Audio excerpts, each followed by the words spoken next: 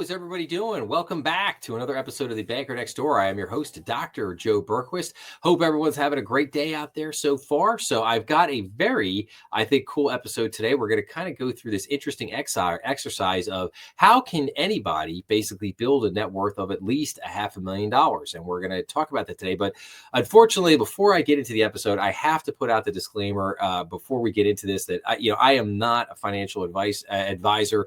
I am not giving out necessary financial advice per se here. I'm not an accountant. I'm not an attorney.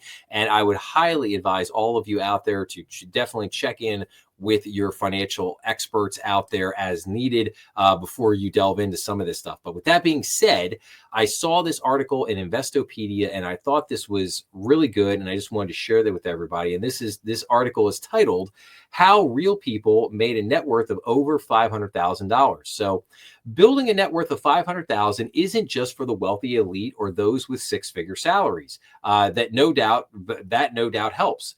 Brett Harrison, a certified financial planner, founder of New Money, New Problems, had a member of Investopedia's advisory council, said that he's often helped ordinary people regularly achieve this milestone by following specific strategies, even when starting with debt. My clients who have reached this milestone did so by combining a debt repayment plan with an investment plan, Harrison said. We start with an extra amount they could dedicate toward their goals and then split the amount between paying down debt and investing in the market. This dual approach, he said, has proven more effective than trying to eliminate all debt before starting to invest. Now, a couple of the key takeaways here. Many people who reach a $500,000 net worth do so by simultaneously paying down debt while investing rather than tackling one goal at a time. So successful wealth builders prioritize protecting their earnings potential first through proper insurance, then seek out easy pickups like employer benefits and interest rate optimization. So what are some of the common starting points and challenges? So most people who eventually reach a $500,000 net worth don't start with a clean financial slate. Let's say you're basically starting from a place where just most people in life start out, and that is you don't have a pot to what in or a window to throw it out of, which means you don't have two nickels to rub together. Okay, so in addition, today's wealth builders face more headwinds than previous generations. Brett Harrison and David Tenerelli, who is a certified financial planner at Values Added Financial Planning, pointed out, the cost of living in key areas has made it harder to make gains than in years past. For my community, those areas are housing, childcare, and schooling for themselves or their children, Harrison said. Rising costs require a more sophisticated approach to financial planning than before. It's not as simple as save 3 months' expenses and invest in your 401k anymore. You really have to have an understanding of how taxes, employment benefits, investments, and insurance can work together to free up money to invest. So what are some of the core strategies that work? So a high income is not the only way to financial prosperity, Tenerelli said, adding that living within your means, investing wisely, and optimizing for taxes are all important ingredients for anyone to accumulate financial wealth. Harrison said a mistake that many make is waiting too long before investing. People try to complete one goal before addressing another, like paying off all debts before investing. He said, in my experience, paying off debt often takes longer than they planned. And by the time they've done so, it could take even more money to catch up for the years when they weren't investing. Instead, Harrison recommends several strategies that consistently help ordinary people build their net worth to $500,000. Insure the insurables first, he said. While it feels like you're starting backwards by adding costs to your monthly budget, a long-term disability or death could make growth impossible if you haven't protected your earnings potential. The easy pickups. Another strategy is finding what Harrison calls the easy pickups. These include maximizing employer benefits like health savings accounts and flex spending accounts, taking advantage of employee matches for retirement plans where available, switching mortgage payments to bi-weekly schedules to shave years off repayment time, opening bank accounts with fewer or lower fees, and reducing use of credit cards. Now, I just want to pause for just a second. I love the switching mortgage payments to bi-weekly schedules to shave off repayment time. That is a incredible trick, and it actually does really work. It depending on how much money you're paying, or if you want to pay some extra money as well, you could cut, if you take out a 30-year mortgage, you could have that thing paid off in 23 and a half years. I mean, you could shave 6.5 to 7 years off your mortgage by making biweekly payments and by simply making, a couple extra principal payments every year. So that is a absolutely fantastic technique. But let's continue here. So these tactics might seem modest on their own, but combined, they can help you attain significant savings over time. For example, if you invest $300 monthly starting at age 30 with an 8% average annual return, you'll have over $500,000 by age 60. Putting aside a set amount no matter what, called dollar cost averaging, works because of compound interest when your returns earn their own returns.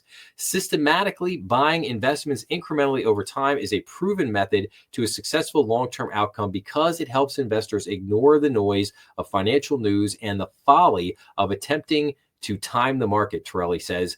How to make $1 million with dividends. So this chart below basically shows the effect of putting aside $500 each month for about 30 years in the exchange traded fund Spider's S&P 500. It demonstrates the power of dollar cost averaging and dividend reinvestment as a strategy to reach 1 million portfolio within 30 years. 1 million would have been reached in 2023. The top line, which is navy blue, which almost looks black basically in our map here, but we can see it. Navy blue shows how you would have done investing all your dividends tax-free at the time instead of pocketing it. The light blue line, which is just below it, shows how much you would have earned without reinvesting your dividends, while still very significant. That's the power of dollar cost averaging. It's almost it's almost less than half, 47% in returns over time. And you can see here, the orange line at the bottom is the actual amount that you have invested. So you've made a total investment over that 30-year time horizon of $192,000. But if you just reinvest all the dividends and the capital gains and everything else in the account, that account over 30 years can compound to basically be 1.382 million.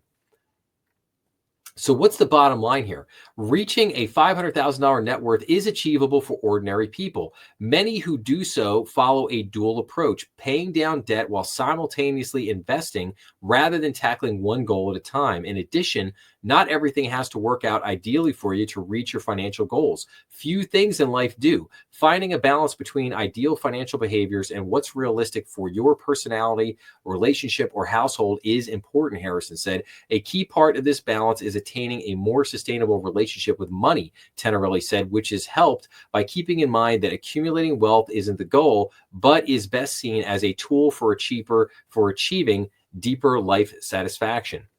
So again, really good article here, and I just want to go back to this chart for just a second. I want to hopefully blow this up just a little bit here, so we could, again, I want people to see that this is the power of compounding. You invested the orange line here at the bottom. You invested $192,000 over this 30-year time horizon. But the compounding, so if you're taking the dividends out, it's going to compound to 936,000. If you reinvest those dividends, it's going to grow to 1.382 million. Now, I would put a major caveat in here. Part of my problem with these things is that, again, this assumes an 8% rate of return.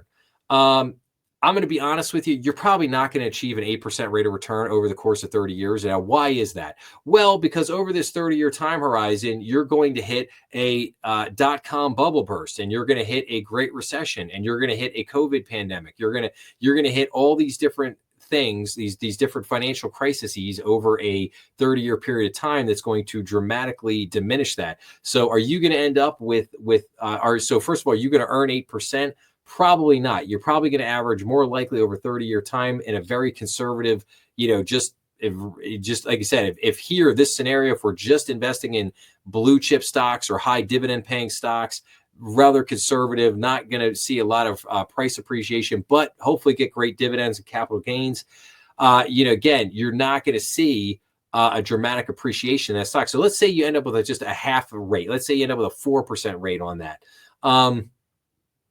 you're still gonna end up with maybe, you know, five, six, $700,000 here, and that is for basically doing. Remember, you're not doing anything here. This is autopilot time. This is $500 a month, and and then you, like I said, you just own these dividend stocks, and you just let the dividends and the capital gains reinvest every year. That's it. That's the strategy. You basically you do nothing, and you know, if you run into a problem at times, if you can't invest that $500, you know, you stop investing for a little bit, and then you start it up, and you just keep, and then you just plug the money back in, and maybe you make it up down the road. Or if you, maybe you have to decrease, maybe you can't do 500, you know, for a little while, maybe you can only do 200 or 250 or something like that. Okay, well, you just decrease it for a little bit and then catch it back up later.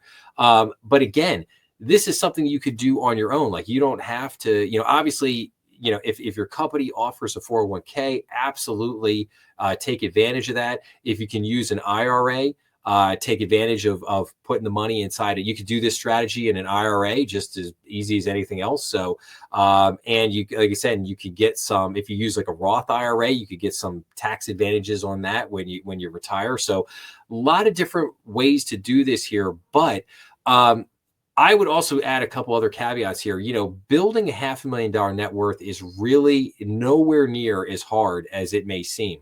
What it requires is habits, very, very good habits. You have to be a saver. You have to be a saver. You have to live below your means. You have to be very conscious of debt, the debt you're taking on. You know, how big of an auto loan do I need? Like, in other words, do I need that $80,000 truck? Can I operate with a $30,000 Honda Civic instead?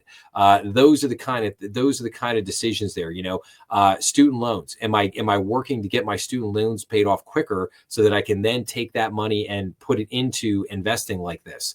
You know, credit cards. Am I carrying a lot of credit card debt? That kind of thing. So just be very mindful of that kind of stuff. You know, and then I've done some other episodes out there. Like, if you go back and you look at last year in 2024, I did a Christmas episode. I did an Easter episode where I talked about different books to read on investing, different programs, different strategies and things that are out there. So if you haven't checked out those episodes, I highly recommend you go back and check them out. I think there are some really good things in there, some really good tidbits to look at and think about.